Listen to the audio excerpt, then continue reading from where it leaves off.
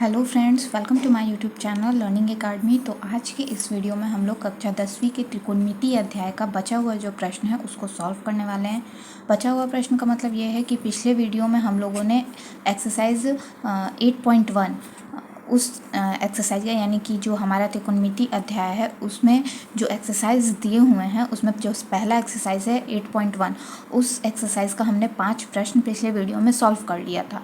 तो आज के वीडियो में जो बचे हुए प्रश्न हैं हमारे 5-6 जो भी प्रश्न हैं वो हम लोग इस वीडियो में सॉल्व करेंगे। तो चलिए आज का वीडियो शुरू करते हैं। वीडियो शुरू करने से पहले आप सभी से एक छोटी सी रिक्वेस्ट है कि अगर आप हमारे चैनल पर न्यू आए हैं तो प्लीज़ हमारे चैनल को सब्सक्राइब करके बेल नोटिफिकेशन पर क्लिक कर दीजिए ताकि आपको आने वाले क्लास 10 से रिलेटेड सारे इंपॉर्टेंट वीडियो के नोटिफिकेशन मिलती रहे। तो चलिए आज का वीडियो शुरू करते हैं। तो हमारा जो 6ठा नंबर प्रश्न है, तो फ्रेंड्स आइए इस प्रश्न को हम लोग सॉल्व करते हैं। तो यहाँ पे जो है हमने ये प्रश्न सॉल्व कर लिया है। तो अब हम इसको आपको अच्छे से बता पाएँ इसलिए मैंने इसको पहले ही यहाँ पे लिख लिया है। ठीक है, तो देखिए आपको सॉल्व करना है तो सबसे पहले हम यहाँ पे लिखेंगे कि जो हमारा प्रश्न में दिया हुआ है, ठीक है, तो दिया गया है हमें कि cos A बराबर cos B।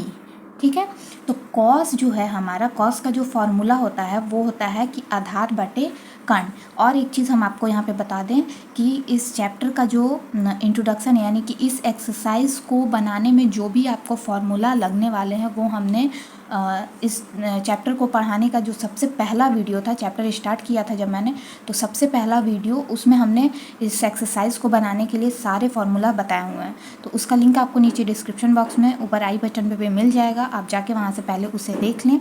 तब अगर आप मैंने आपको इसलिए ये कहा कि अगर आप न्यू हैं हमारे चैनल पर तो अगर आप उस वीडियो को देख लेंगे तो आपको आज का वीडियो आसानी से समझ आएगा।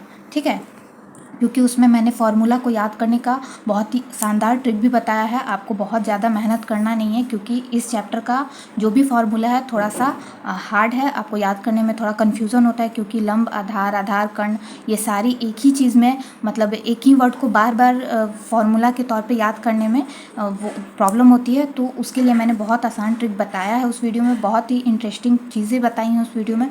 तो प्लीज़ आप उस वीडियो को पहले देख लें फिर आप इस वीडियो को देखिएगा ताकि आपको कोई भी कन्फ्यूज़न ना हो। फिर भी अगर आपको कोई कन्फ्यूज़न होता है तो कमेंट बॉक्स में कमेंट करके आप पूछ सकते हैं। चलिए तो आते हैं पॉइंट पे। तो हमारा कॉस का फॉर्मूला होता है आधार बटा कर्ण। ठीक है, और यहाँ पे भी हमें कॉस का फॉर्मूला आधार बटा कर्ण लिख लेना है। अब हमें थीटा के जगह पे हमें यहाँ पे ए और बी दिया है। ठीक है, तो ए के लिए हमें आधार और कर्ण देखना है, फिर बी के लिए आधार और कर्ण देखना है। तो इतना तो हमें पता है कि कर्ण जो होती है हमारी वो 90 डिग्री के सामने की भुजा होती है। ठीक है, और कर्ण होती है जो वो समकोण त्रिभुज की सबसे बड़ी भुजा होती है। ठीक है, तो कर्ण हमारा जो होगा वो होगा ए बी। तो ए बी हमने लिख लिया, यहाँ पे हम ए के लिए देख रहे हैं। तो ए के लिए हमारा जो कर्ण है वो ए बी ही होगा और आधार पूछ रहा है तो किसी भी जो भी हमारा कोण होगा उसके सामने की भुजा लंब होती है। ठीक है, प्रीवियस वीडियो में हमने ये सारी चीज़ें आपको बता दी हैं, फिर भी हम आपको यहाँ पे समझा देते हैं। तो यहाँ कॉस ए के लिए हमें पूछ रहा है तो ए के लिए हमारा ये लंब हो गया और ये हमारा आधार हो गया, तो आधार हमारा ए सी होगा, तो जो कि हमने यहाँ पे लिख दिया है। ठीक है, फिर बी के लिए हमारा आधार पूछ रहा है तो बी के लिए ये लंब हो जाएगा और ये आधार हो जाएगा, तो बी सी लिख दिया है और यहाँ पे ए बी लिख दिया है। तो ए बी और ए बी जो है हमने यहाँ पे ए बी और ए बी को हमने यहाँ पे कट कर दिया है। ठीक है, कैंसिल कर दिया है क्योंकि दोनों के हर में यानी इक्वल टू के इधर भी हर में हमारा ए बी है और इक्वल टू के इधर भी हमारा हर में ए बी है। हर और अंश का हमने पढ़ लिया है कक्षा 9वीं में ही। ठीक है, तो दोनों तरफ जब एक ही चीज़ है तो उन्हें हम कैंसिल कर देंगे। हर में एक ही चीज़ दिया हुआ है दोनों तरफ इक्वल टू के इधर भी और इधर भी, तो उनको हमने कैंसिल कर दिया। और यहाँ पे हमने कोष्ठ में ये भी लिखा है कि समान भुजाओं के सम्मुख कोण बराबर होते हैं। ये आपने कक्षा 9वीं में पढ़ा है। ठीक है, कि समान भुजाओं के सम्मुख कोण जो होते हैं वो क्या होते हैं, बराबर होते हैं। ठीक है, तो ए सी और बी सी हमने उतार लिया। अब देखिए कि ये जो हमारा भुजा है ए सी वो किस कोण के सामने है, तो ये हमारा कोण बी के सामने, कोण बी के सामने हमारा ए सी है। ठीक है, फिर बी सी जो है हमारा वो किसके सामने है, कोण ए के सामने है। ठीक है, तो यहाँ पे लिख दिया। तो अब आप कोण बी इक्वल टू कोण ए लिखिए या फिर कोण ए इक्वल टू कोण बी लिखिए। तो हमें प्रूफ करना है कोण ए इक्वल टू कोण बी। तो यहाँ पे हमने लिख दिया कोण ए इक्वल टू कोण बी, जो कि हमारा प्रूफ हो गया है। ठीक है, उम्मीद है आपको आज की वीडियो का पहला प्रश्न और इस एक्सरसाइज 8.1 का छठा नंबर जो प्रश्न है वो समझ में आ गया होगा। आगे बढ़ते हैं, प्रश्न संख्या जो 7 है उसको सॉल्व करते हैं।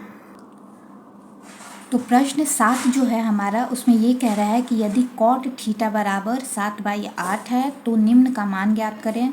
निम्न में आपको दिया हुआ है, पहला आपको ज्ञात करना है 1 + sin थीटा 1 - sin थीटा बटे 1 + cos थीटा बटे 1 - cos थीटा। ठीक है, यानी एक बार sin थीटा को 1 के साथ प्लस करना है, फिर माइनस करना है, फिर एक बार 1 के साथ cos थीटा को प्लस करना है, फिर cos थीटा को उस पर माइनस करना है। दूसरा आपका cot स्क्वायर थीटा का मान निकालना है। ठीक है, तो देखिए यहाँ पे कॉट थीटा हमें दिया है 7/8। ठीक है, यहाँ पे इसको हम लोग हल करते हैं तो कॉट थीटा बराबर 7/8। ठीक है, तो कॉट का जो हमारा मान होता है, अभी अभी हमने यहाँ पे फॉर्मूला लिखा हुआ है, कॉट का मान होता है आधार बटा लंब। ठीक है, यानी कि ये हमें आधार दिया हुआ है और ये हमारा लंब है, तो हमें निकालना क्या है, कर्ण। तो जब तक हम कर्ण नहीं निकालेंगे तब तक हम ना साइन का मान निकाल सकते हैं ना कॉस का मान निकाल सकते हैं।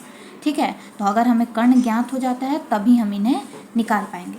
तो कर्ण ज्ञात करने का जो फॉर्मूला है वो हम पाइथागोरस प्रमेय से हमें कर्ण ज्ञात करना होगा। तो पाइथागोरस प्रमेय से लिखते हैं हम, पाइथागोरस प्रमेय से। ठीक है, तो इसका जो फॉर्मूला होता है, कर्ण निकालने का जो फॉर्मूला है वो है कर्ण इक्वल टू √ लंब पर स्क्वायर प्लस आधार पर स्क्वायर। तो लंब हमारा कितना दिया हुआ है, 8 पर स्क्वायर प्लस 7 पर स्क्वायर इक्वल टू √ हो जाएगा हमारा 8 का स्क्वायर करेंगे तो होगा 64 और 7 का स्क्वायर करेंगे तो होगा 49। ठीक है, फिर √ करेंगे 113 आएगा, क्योंकि इसका हम लोग वर्गमूल नहीं निकाल सकते हैं। ठीक है, तो अब हम आगे बढ़ेंगे। तो हमारा कर्ण निकल गया है, तो अब हम पहले साइन थीटा का मान ज्ञात करेंगे। ठीक है, तो पहले हम साइन थीटा का मान ज्ञात कर लेते हैं। तो साइन का जो फॉर्मूला होता है वो होता है लंब बटा कर्ण, और कॉस का भी देख लेते हैं, कॉस का होता है आधार बटा कर्ण, यानी कि दोनों में कर्ण नीचे है। तो यहाँ लिख लेते हैं कॉस थीटा बराबर साइन थीटा बराबर है आपका लंब बटा कर्ण। तो लंब है हमारा 8 और कर्ण निकला है √113। ठीक है, कॉस का हो जाएगा आपका आधार बटा कर्ण। ठीक है, तो आधार हमारा कितना है 7 और √113। ओके, तो साइन थीटा और कॉस थीटा का मान निकल गया है। अब हम आगे बढ़ेंगे और ये जो हमारा पहला प्रश्न हमसे पूछा है, इस प्रश्न के बेस्ड पे इसका मान निकालना है, तो उसको अब हम लोग निकालेंगे। तो हमारा जो प्रश्न दिया है वो दिया हुआ है यहाँ पे कि 1 + sin थीटा 1 + cos थीटा और फिर है 1 - cos थीटा।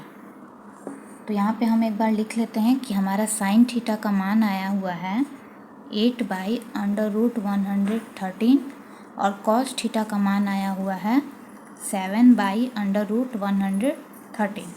तो अब हम क्या करेंगे कि 1 प्लस साइन का मान कितना है 8/√113, इसको कर देंगे हम ब्रैकेट में, फिर है 1 - 8/√113।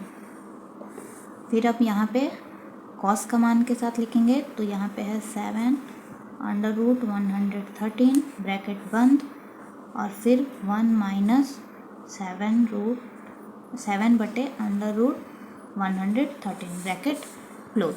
ठीक है, अब हम आगे सॉल्व करते हैं।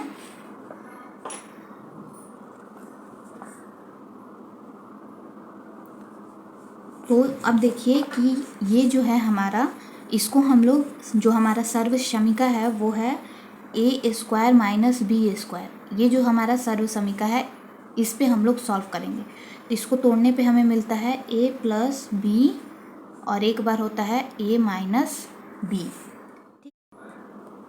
तो ये एक सर्वसमीका है, ठीक है। इसी पे हम लोग ये मैथ को आगे सॉल्व करेंगे। यानी कि अगर एक बार प्लस और एक बार माइनस होगा तो ए स्क्वायर माइनस बी स्क्वायर की का जो हमारा है मान, उसको हम लोग लेके बनाएंगे। यानी कि ये अगर हम इसको ए मान लेते हैं और इसको बी मान लेते हैं, ठीक है, वैसे ही इसको ए और इसको बी। तो एक बार हमें प्लस करना है और एक बार इसमें माइनस दिया हुआ है, सॉरी करना नहीं है, इसमें दिया हुआ है। तो एक बार ए पर हम लोग स्क्वायर करेंगे, एक बार बी पे करेंगे, ठीक है। तो यहाँ पे कर लेते हैं हम लोग 1 पर स्क्वायर, फिर करेंगे -8√113 पर स्क्वायर, ठीक है।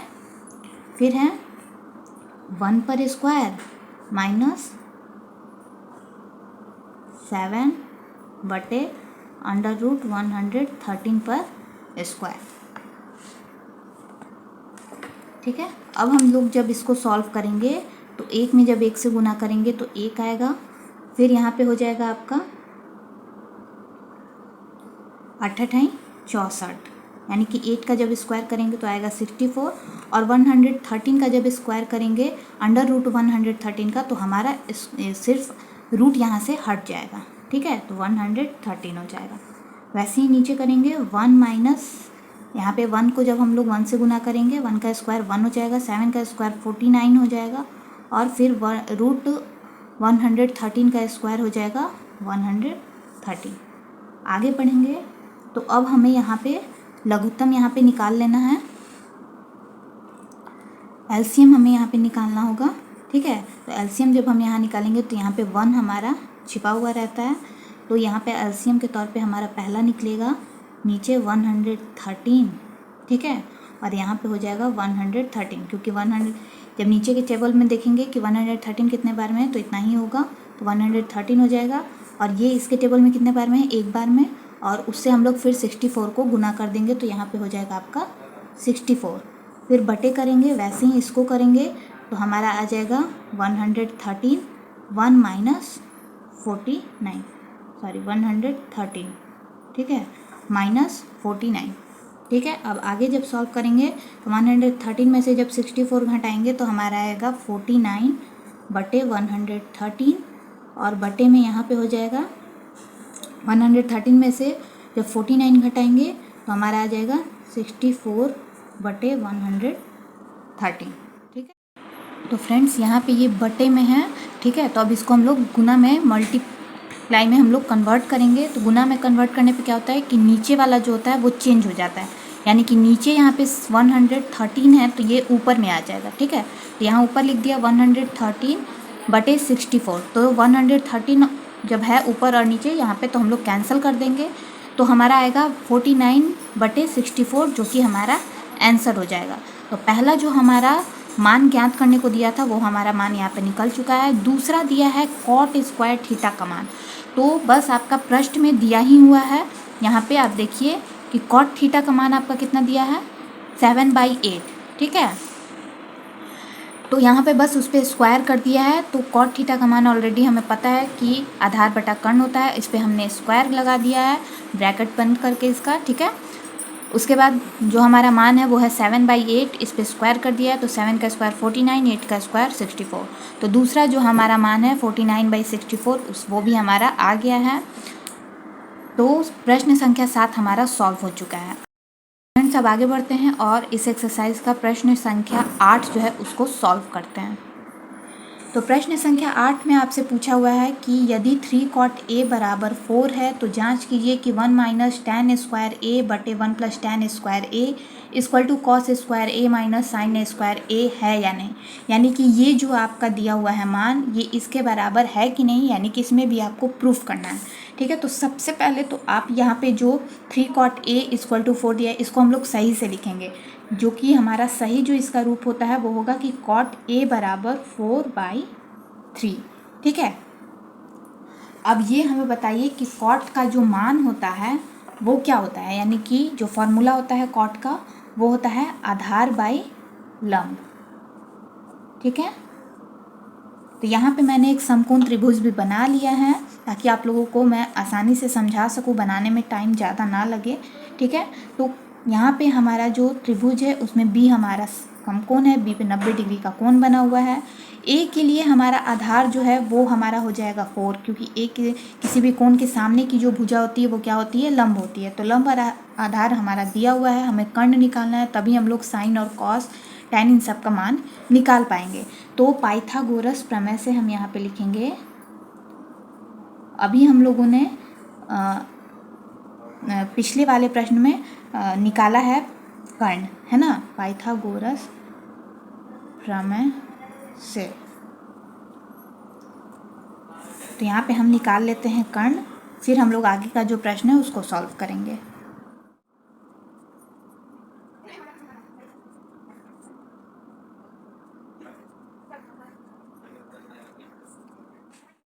तो फ्रेंड्स यहाँ पे हमारा मान निकल गया है, यानी कि हमारा जो कर्ण है वो हमें ज्ञात हो गया है, वो है हमारा 5। ठीक है, अब हमें सबसे पहले सॉल्व करना होगा LHS को। ठीक है, तो LHS को हम सबसे पहले यहाँ पे सॉल्व करेंगे। तो LHS हमें दिया हुआ है 1 माइनस tan स्क्वायर A बटे 1 प्लस tan स्क्वायर A। ठीक है, तो सबसे पहले हमें यहाँ पे tan का जो फॉर्मूला है उसके आधार पे यहाँ पे हमें लिख लेना होगा। तो tan जो होता है, tan का जो फॉर्मूला होता है वो होता है लंब बटा आधार। क्या होता है, लंब बटा आधार। तो हमारा जो लंब है यहाँ पे 3 है और आधार क्या है, 4 है।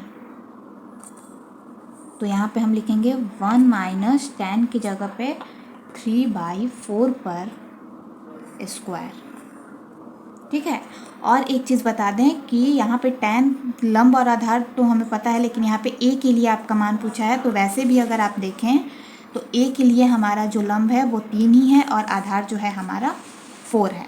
ठीक है, चलिए, तो यहाँ पे हमारा एक माइनस में हो गया और एक अब प्लस में करेंगे तो वो भी हमारा 3/4 हो जाएगा।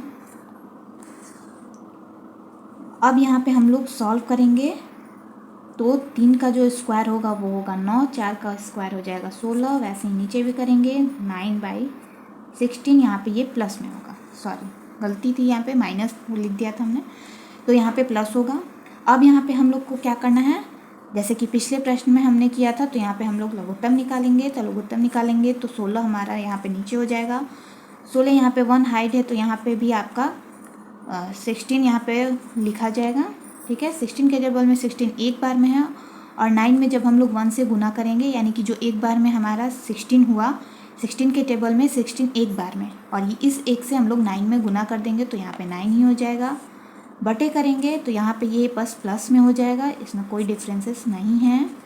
ठीक है, अब हमारा आ जाएगा क्या, तो 16 और 16 को हम यहीं पे कैंसिल कर देते हैं। तो 16 में से 9 जब गया तो हमारा बच जाएगा 7, और 16 और 9 को जब जोड़ देंगे तो हमारा हो जाएगा 25। ठीक है, आप ऐसे भी कर सकते हैं, अगर नहीं तो फिर आप यहाँ पे 7/16 करके और 16 और 9 को जोड़ के 25/16 भी कर दीजिएगा। ठीक है, फिर हमें क्या करना होगा, जैसे प्रीवियस वीडियो में हमने किया था, हम क्या कर देंगे 7/16 करके यहाँ पे मल्टीप्लाई में इसको डिवाइड कर देंगे, मल्टीप्लाई में इसको हम लोग पलट देंगे क्योंकि यहाँ पे ये बटे में है। ठीक है, तो जब इसको पलटेंगे तो ये हमारा गुना में हो जाएगा और ये आ जाएगा 16 ऊपर, ये आ जाएगा 25 नीचे, तो 16 कट गया और यहाँ पे भी आ जाएगा हमारा 7/25। तो आप जैसे चाहें, अगर आप यहीं पे कटा सकते हैं तो अगर आपको यहीं पे सही लग रहा है तो आप यहाँ पे कटा के लिख लें, नहीं तो आप आगे बढ़ के थोड़ा सा और इसे बना सकते हैं। ठीक है, तो यहाँ पे एक जो हमारा LHS था उसका मान आ चुका है। अब बढ़ेंगे आगे और RHS का मान हम निकालेंगे। तो RHS में हमारा जो मान दिया है वो है cos square A minus sine square A। तो सबसे पहले हम लोग cos और साइन A का मान निकाल लेंगे। ठीक है, पहले हम ये निकालेंगे। तो cos का जो हमारा फॉर्मूला होता है वो होता है आधार बटे कर्ण। ठीक है, और साइन का जो हमारा फॉर्मूला होता है वो होता है लंब बटे कर्ण। ठीक है, तो a के लिए हमारा आधार क्या हो जाएगा, a के लिए हमारा आधार है 4 और जो कर्ण आया है वो आया है हमारा 5। ठीक है, तो कर्ण आया है हमारा 5 और इसके लिए a के लिए लंब 3 है और कर्ण है हमारा 5। तो अब हम लोग यहाँ पे जो हमें निकालना है RHS में उसको निकालते हैं। तो RHS में cos स्क्वायर a का मान पूछा है, यानी कि 4/5 पर हम लोग स्क्वायर कर देंगे, माइनस साइन स्क्वायर a यानी कि 3/5 पर स्क्वायर। ठीक है, तो यहाँ पे 4 का स्क्वायर हो जाएगा 16, 5 का हो जाएगा 25, माइनस 3 का स्क्वायर 9, 5 का स्क्वायर 25। तो यहाँ पे आ जाएगा 16 में से हमारा अभी हम लोग पहले एक और स्टेप करेंगे। यहाँ पे 25 लघुत्तम हो जाएगा, फिर यहाँ पे 16 और 9, फिर हो जाएगा हमारा यहाँ पे 7/25।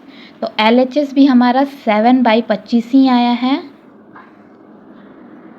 7/25 आया है और RHS भी हमारा 7/25 ही आया है। तो इस तरह से हम लोग कह सकते हैं कि LHS बराबर RHS है। यह सिद्ध हुआ, यह सिद्ध हुआ। ठीक है, तो प्रश्न संख्या 8 भी हमारा बन गया है। अब आगे बढ़ते हैं और हमारा जो 9वां नंबर प्रश्न है, 9 नंबर जो इस एक्सरसाइज का प्रश्न है उसको सॉल्व करते हैं।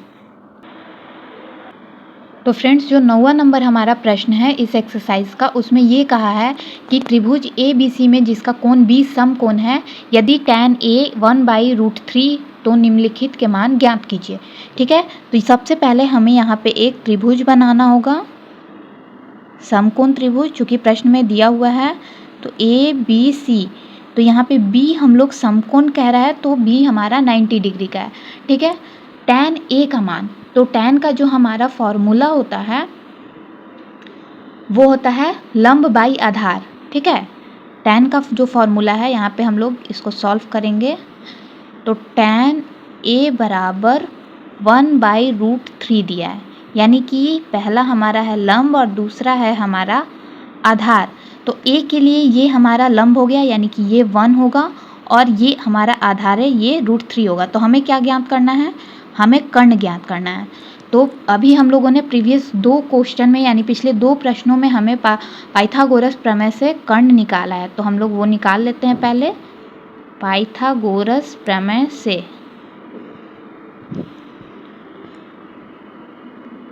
कर्ण बराबर √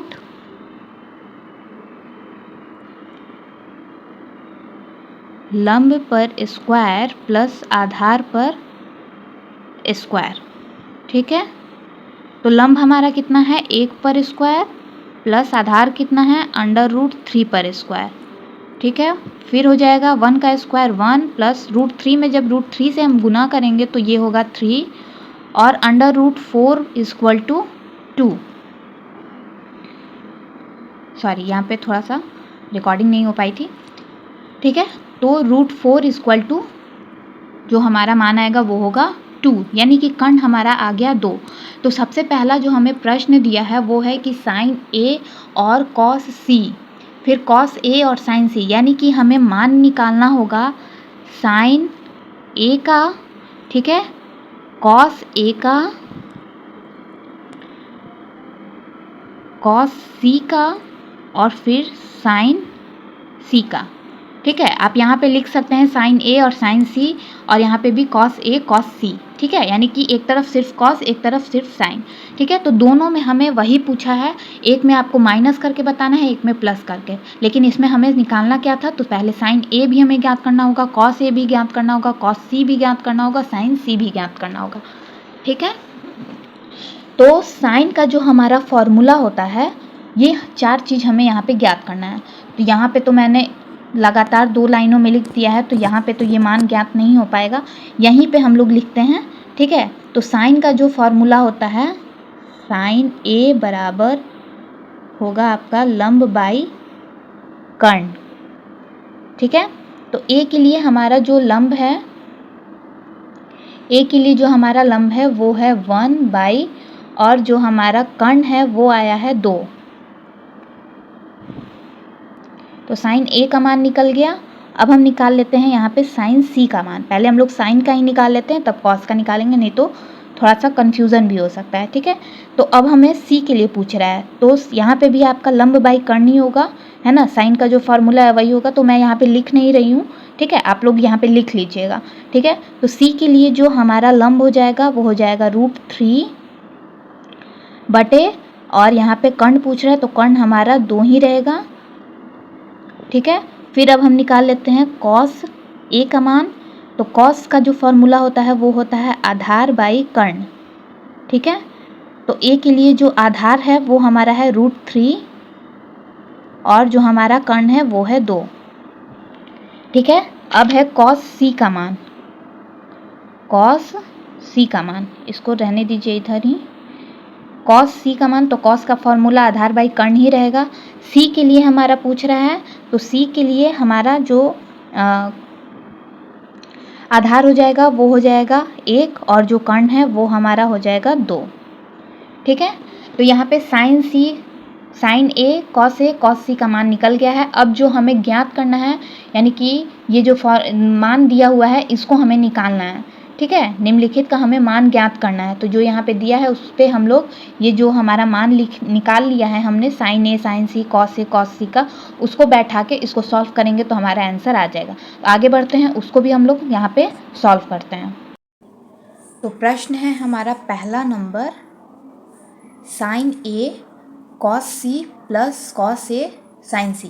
तो इन दोनों के बीच में आप समझ लीजिएगा कि ये जो पॉइंट दिया रहता है इसका मतलब है कि मल्टीप्लाई करना है ना। तो इन दोनों को मल्टीप्लाई करके, पहले इन दोनों को और फिर इन दोनों को मल्टीप्लाई करके फिर दोनों को हमें प्लस कर देना है। ठीक है, ऐड करना है।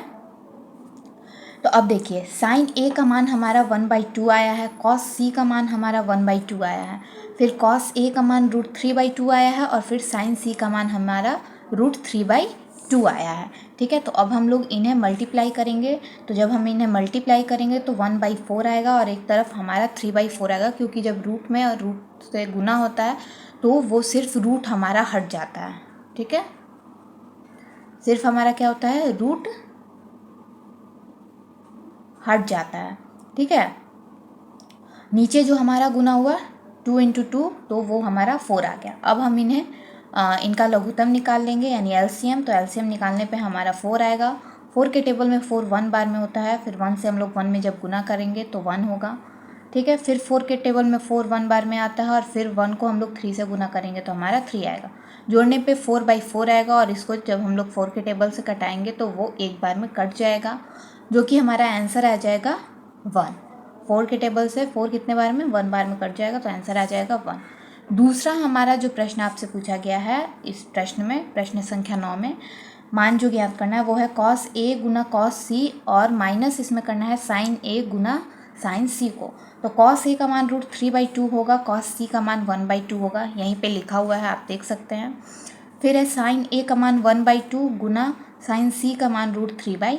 √3 में 1 से गुना करेंगे √3, 2 2 जा 4, माइनस 1 में √3 से करेंगे तो √3 और 2 2 जा 4। तो फिर हम लोग यहाँ पे फिर से एलसीएम निकालेंगे। एलसीएम निकालने पे हमारा आएगा 4, और यहाँ पे जब हम लोग देखेंगे 4 के टेबल में 4 कितने बार में, एक बार में, और उसमें √3 से गुना करेंगे तो √3 हो जाएगा। फिर 4 के टेबल में 4 1 बार में, फिर √3 से गुना करेंगे तो √3 हो जाएगा। जब √3 में से √3 चला जाएगा तो 0 होगा, बटे 4 है तो यहाँ पे भाग देंगे तो हमारा क्या आ जाएगा, 0 हो जाएगा। तो फ्रेंड्स, उम्मीद है आपको प्रश्न संख्या 9 तक जो भी, यानी कि प्रश्न संख्या 6 से 9 तक तीनों प्रश्न जो है हमारा 6 7 8 9, यानी 4 प्रश्न है टोटल, चारों प्रश्न आप लोगों का क्लियर हो गया होगा। आगे बढ़ेंगे हम लोग 10वां नंबर प्रश्न देखेंगे इस एक्सरसाइज का। और आगे बढ़ने से पहले हम आपको एक चीज़ बता दें कि बहुत मेहनत से और अपना 100% देने की कोशिश करती हूँ मैं वीडियो में, ताकि आप लोगों को कोई भी डाउट ना हो। पॉइंट बाय पॉइंट हम समझा देते हैं आप लोगों को, चूँकि ये मैथ है, मैथ में बहुत लोगों को डर होता है और फिर कन्फ्यूज़न भी होता है। तो अपनी तरफ से मैं पूरी कोशिश करती हूँ कि आप लोगों का सारा जो भी डाउट है वो क्लियर हो, पूरा पॉइंट बाय पॉइंट मैं आपको समझा पाऊँ। फिर भी अगर मुझसे कहीं गलती होती है, अगर मैं आपको नहीं समझा पाती हूँ या आपके मन में कोई डाउट होता है, तो प्लीज़ कमेंट करके हमें बताइएगा, ताकि मेरी जो गलतियाँ हैं वो मैं सुधार सकूँ और आपका जो भी डाउट है वो मैं आपको क्लियर कर सकूँ। ठीक है। तो अगर आपको अभी तक का वीडियो पसंद आया तो वीडियो को प्लीज़ लाइक करके शेयर कर दीजिएगा, और अगर आप पहली बार हमारे चैनल पर आए हैं तो प्लीज़ हमारे चैनल को सब्सक्राइब कर दीजिएगा। चलिए अब आगे बढ़ते हैं, प्रश्न संख्या 10 देखते हैं। तो फ्रेंड्स, एक्सरसाइज 8.1 का 10वां नंबर जो प्रश्न है वो ये है कि त्रिभुज PQR में जिसका Q समकोण है, ठीक है, एक त्रिभुज है PQR, उसका जो Q कोण है वो समकोण है, यानी कि Q पे 90 डिग्री का कोण बन रहा है, और यहाँ पे PR होगा, यहाँ पे आपके बुक में दिया है PR plus QR equal to 25 centimetre और PQ बराबर 5 सेंटीमीटर है। तो आपको साइन P, कॉस P और टैन P का मान निकालना है, ठीक है। तो चलिए इसको हम लोग सॉल्व करते हैं। तो फ्रेंड्स, यहाँ पे मैंने एक त्रिभुज बना लिया है जो कि समकोण त्रिभुज है, त्रिभुज PQR। Q समकोण बोला है, यानी कि यहाँ पे एक 90 डिग्री का हमारा कोण है। तो Q जब समकोण है तो इसको हम लोग यहाँ पे बीच में लिखेंगे, ठीक है। अब हम लोग क्या करेंगे कि पहले ये लिख लेंगे इस प्रश्न को सॉल्व करने से पहले कि जो हमारा प्रश्न में दिया हुआ है, क्योंकि ये प्रश्न थोड़ा कंफ्यूजिंग वाला है, वो इसलिए कि दो भुजाओं का मिलाकर यहाँ पे मान दिया हुआ है, यानी कि PR और QR को जोड़ के 25 सेंटीमीटर दिया है।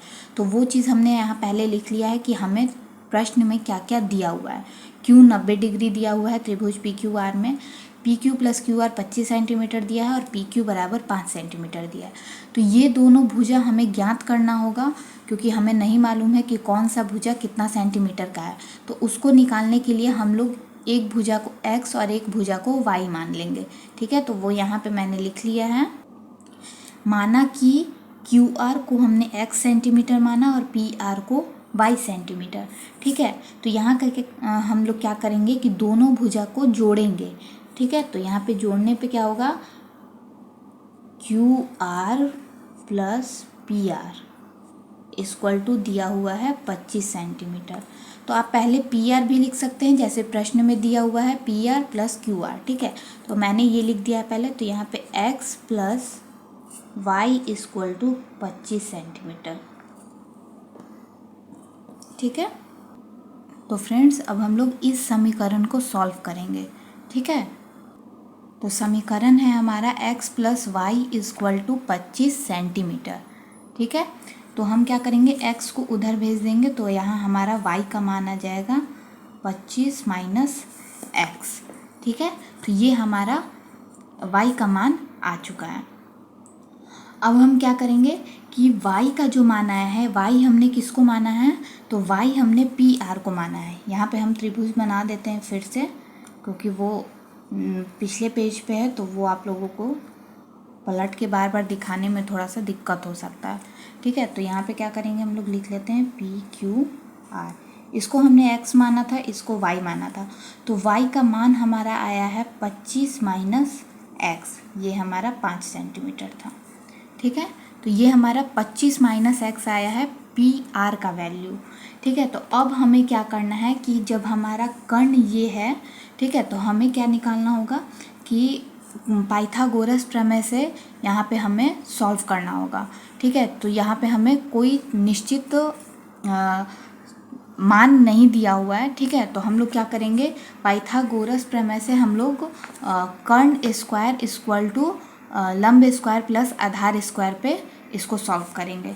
तो यहाँ हम लिख लेते हैं, पाइथागोरस प्रमेय से जो है हमारा निकलेगा मान कर्ण स्क्वायर इक्वल टू लंब स्क्वायर प्लस आधार स्क्वायर पे। तो कर्ण हमारा है y इक्वल टू क्या है, 25 माइनस एक्स, 25 माइनस एक्स पर स्क्वायर हो जाएगा, इक्वल टू लंब हमारा है 5 और यहाँ पे हो जाएगा आपका x पर स्क्वायर, ठीक है। अब हम लोग इसको तोड़ेंगे a माइनस बी के होल स्क्वायर पे, ठीक है। तो जब हम लोग इसको a माइनस बी के होल स्क्वायर पे तोड़ेंगे तो ये हमारा मान आ जाएगा, ये a हो गया, ये b हो गया, ठीक है। ये वाला a हो गया, ये वाला b हो गया। तो यहाँ पे हो जाएगा 25 पर स्क्वायर, यानी कि a पर स्क्वायर माइनस 2 मल्टीप्लाई होगा यहाँ पे 2 इंटू a, यानी कि यहाँ होगा 25, 2 इंटू 2ab होता है, तो 2 इंटू a इंटू b, तो b है हमारा x, ठीक है। अब यहाँ पे हो जाएगा प्लस b पर स्क्वायर, तो x हमारा b है उसको स्क्वायर करेंगे। अब इक्वल टू करेंगे, यहाँ पे हो जाएगा 5 पर स्क्वायर, सॉरी यहाँ पे हो जाएगा 25 क्योंकि हमने इसे यहाँ पे तोड़ दिया है, 25 प्लस x पर स्क्वायर। ठीक है, अब इसको हम लोग तोड़ेंगे तो 25 में जब हम लोग गुना करेंगे 25 का स्क्वायर होगा 625, माइनस यहाँ पे हो जाएगा 25 दूनी 50x और प्लस हो जाएगा यहाँ पे x स्क्वायर। ठीक है, ये यहाँ पे 25 प्लस x स्क्वायर ही रहेगा। अब हम लोग क्या करेंगे कि x वाला जो मान है वो एक तरफ कर लेंगे और जो अंक वाला मान है वो एक तरफ कर लेंगे। चलिए तो अब आगे सॉल्व करते हैं। तो हम लोग सबसे पहले यहाँ पे अंक है तो अंक वाला मान ही इधर रखते हैं, 625 और 25 उधर है तो उसको इधर बुला लेंगे तो ये हो जाएगा माइनस में क्योंकि उधर वो प्लस में है, इक्वल टू यहाँ पे हो जाएगा x स्क्वायर, ये माइनस में है उधर प्लस में चला जाएगा तो 50x पहले लिखने से हम लोग x स्क्वायर पहले लिख देते हैं तो यहाँ पे x स्क्वायर प्लस में है तो यहाँ माइनस में हो जाएगा और ये माइनस में है 50x तो इसको प्लस में हो जाएगा। ठीक है, तो ये तो कैंसिल हो गया क्योंकि ये प्लस में है और ये माइनस में है। ठीक है, अब 625 में से आपका 25 जब घट जाएगा तो आ जाएगा आपका 600। ठीक है, और यहाँ पे आ गया आपका 50x, x का मान क्या हो जाएगा तो 600 और जिसके साथ x रहता है वो आ जाता है नीचे। तो 50 से जब हम लोग 600 को कटाएंगे तो ये आपका 12 बार में कट जाएगा। ठीक है, तो सबसे पहले हम लोग इसमें क्या करेंगे, ये जो डायरेक्ट मैंने 12 में कटाया है वो इस तरह से कटा दिया है। आप एक बार समझ लीजिए कि ये 0 0 हम पहले ही कैंसिल कर चुके हैं। ठीक है, यहाँ पे हम लोग पहले कैंसिल कर देंगे और फिर 5 से जो 60 है वो 12 बार में चल जाएगा या फिर 12 के टेबल से 5 बार में 60 जा सकता है। ठीक है, जाता है तो यहाँ पे कट कर दिया हमने। उसके बाद x का मान आ गया हमारा 12, तो x यानी कि QR का मान जो है हमारा वो आया है 12। तो जब x का मान 12 आ गया तो अब हम लोग क्या करेंगे, y का मान भी निकालेंगे। तो y का मान था हमारा 25 माइनस x, तो 25 में से जब हम लोग 12 घटा देंगे तो आ जाएगा हमारा 13। तो x और y का मान यानी कि हमारा ये हो गया आधार और ये हो गया हमारा कर्ण, और लंब तो दिया ही हुआ है हमारा 5 सेंटीमीटर। अब हमें प्रश्न में जो पूछा है उसको निकालना है। प्रश्न में आप यहीं पे देख लीजिए कि साइन p कॉस p और tan p का मान पूछा है। तो p को कोण मान के यानी कि p को थीटा मान के आपको यहाँ पे मान निकालना है। तो यहाँ पे साइन p का मान, कॉस p का मान और tan p का मान। ठीक है, तो साइन का जो फॉर्मूला होता है वो होता है लंब बटे कर्ण, कॉस का जो फॉर्मूला होता है वो होता है आधार बटे कर्ण, और tan का जो फॉर्मूला होता है वो होता है लंब बटा आधार। तो अब p के लिए पूछ रहा है ये, तो p के लिए हमारा जो लंब हो जाएगा वो हो जाएगा x। ठीक है, तो x का मान आया है हमारा 12।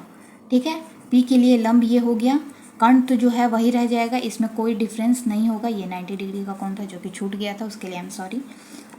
तो p के लिए जो हमारा लंब है वो 12 ही होगा, ये आधार हो गया है और ये कर्ण है। ठीक है, यानी कि लंब है हमारा 12 p के लिए। ठीक है, p के लिए लंब है हमारा 12 बटा कर्ण क्या है हमारा, तो कर्ण हमारा 13 है, यहीं पे लिखा हुआ है हमने।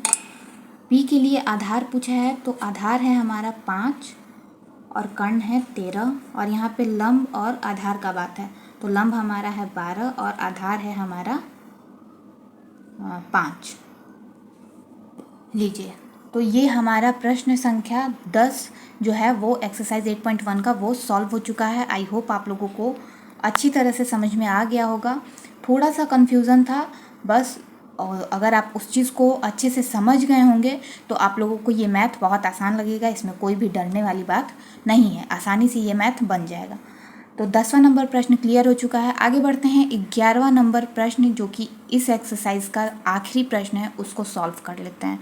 जो कि आप लोगों को इंग्लिश में जो हम लोग ट्रू फॉल्स बनाते हैं उसी तरह दिया हुआ है, जो कि हमें सत्य और असत्य बताना है। ठीक है, तो उसको हमें समझना होगा, फिर हम लोग उसको ट्रू या फॉल्स या ये कह लीजिए राइट या रॉन्ग बता सकते हैं। तो आइए देखते हैं 11 नंबर प्रश्न। तो फ्रेंड्स यहाँ पे मैंने 11 नंबर प्रश्न जो है उसको लिख लिया है। अब हम लोग इसको सॉल्व करेंगे। ये मैं आपको यहीं पे सॉल्व कर के बताऊंगी, क्योंकि ये ट्रू और फॉल्स पे बेस्ड प्रश्न है। ठीक है, तो यहाँ पे कह रहा है कि tan a का मान सदैव 1 से कम होता है। तो ऐसा नहीं है, पहले तो हम यहाँ पे लिख देंगे असत्य। और क्योंकि जब आप आगे पढ़ेंगे तो उसमें आप देखेंगे कि tan 0 डिग्री का मान 0 होगा, tan 30 डिग्री का मान 1/√3 मिलेगा आपको, फिर tan 45 डिग्री का मान आपको 1 मिलेगा, फिर tan 60 डिग्री का मान आपको √3 होगा, और tan 90 डिग्री का मान इन्फिनिटिव होगा, मतलब अपरिभाषित। ठीक है, तो ये कह रहा है कि tan a का मान, a जो है हमारा वो तो थीटा ही है।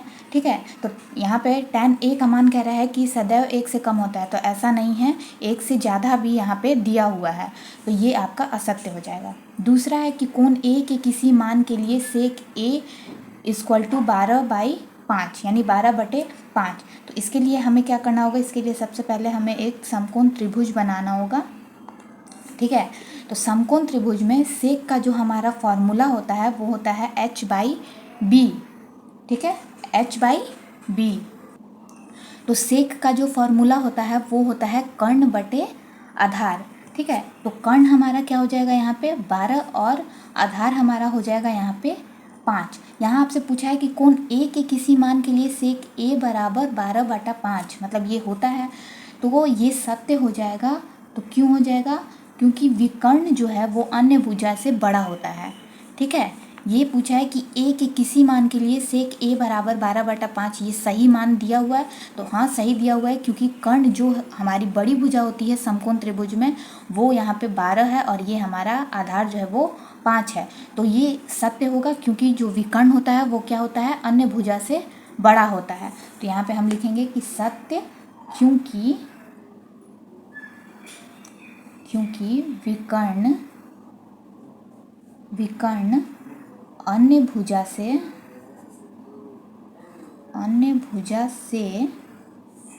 बड़ा होता है। ठीक है, तो यहाँ पे हमने कारण भी लिख दिया है, क्योंकि आपसे कारण भी प्रश्न में पूछा गया है। ठीक है, जब आप हेडिंग पढ़ेंगे 11 नंबर प्रश्न का, तो उसमें ये पूछा गया है कि सत्य और असत्य है कि नहीं ये बताइए, और कारण सहित बताइए। तो यहाँ पे हम कारण लिखना भूल गए, तो यहाँ पे हम लिख देते हैं कि असत्य होगा, क्योंकि आप यहाँ पे लिखेंगे कि क्योंकि tan 0 डिग्री का मान 0 होता है, tan 30 डिग्री का मान 1/√3 होता है, 45 का होता है 1, tan 60 का होता है √3, और tan 90 डिग्री का मान होता है इन्फिनिटिव। ये जो फॉर्मूला है आपको एक्सरसाइज 8.2 या 3 में मिलेगा याद करने को। तो ये ट्रिक आपको कैसे याद करना है वो आपको आने वाली वीडियो में हम बताएंगे, तो चैनल को सब्सक्राइब जरूर कर लीजिएगा, क्योंकि बहुत ही आसान और शानदार ट्रिक से आप ये आसानी से याद कर पाएंगे। ठीक है, और ये सिर्फ tan में नहीं है, ये आपका साइन, कॉस, सेक, कॉट और कॉसेक में भी आपको मिलेगा। यानी कि साइन 0 डिग्री से लेके साइन 90 डिग्री का मान होगा, कॉस 0 से लेके 90 डिग्री का मान होगा। तो इन सब में आपको ये सारे मान याद करने होंगे, और सबका मान ये नहीं होगा, ये अलग अलग हो जाता है। ठीक है, तो पहला यहाँ पे हो गया, दूसरा हो गया, तीसरा पूछ रहा है कि कॉस ए जो है वो कोण ए के कॉसेंट के लिए प्रयुक्त एक संक्षिप्त रूप है क्या। तो ऐसा नहीं है, ये भी असत्य हो जाएगा। क्योंकि ये क्यों हो जाएगा, क्योंकि कॉस ए जो होता है वो कोण ए के कोसाइन के लिए एक संक्षिप्त रूप होता है। कॉस ए जो है वो किसके, कोण ए के कोसाइन के लिए संक्षिप्त रूप होता है। ठीक है, ये कॉस ए का पूछ रहा है। ठीक है, कॉसेक के लिए प्रयुक्त एक संक्षिप्त रूप नहीं है, ये कोसाइन के लिए एक संक्षिप्त रूप है। तो यहाँ पे हम लोग लिख लेंगे कि कॉस ए कोण ए के कोसाइन के लिए संक्षिप्त रूप है। ठीक है, तीसरा भी यहाँ पे सॉल्व हो चुका है। आगे बढ़ते हैं, चौथा है कॉट ए, कॉट और ए का गुणनफल होता है, तो ये नहीं होगा, ये जो है आपका असत्य हो जाएगा, क्योंकि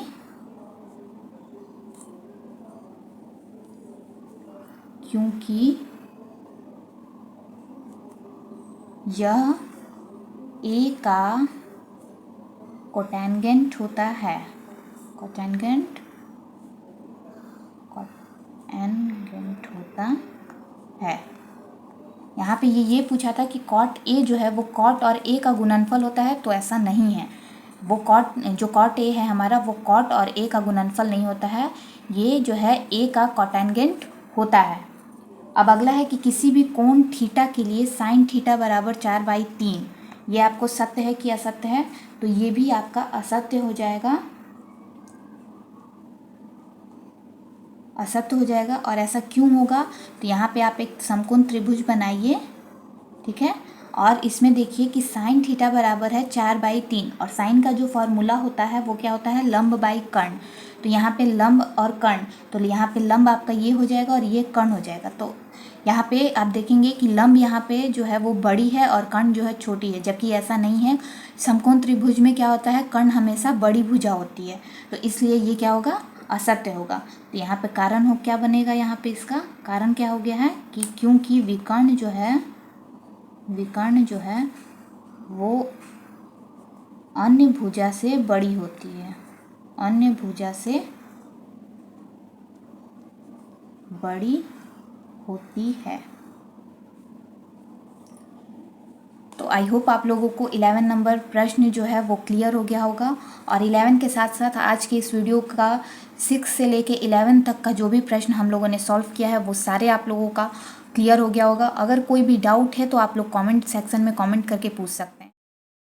तो फ्रेंड्स, आज के वीडियो में बस इतना ही।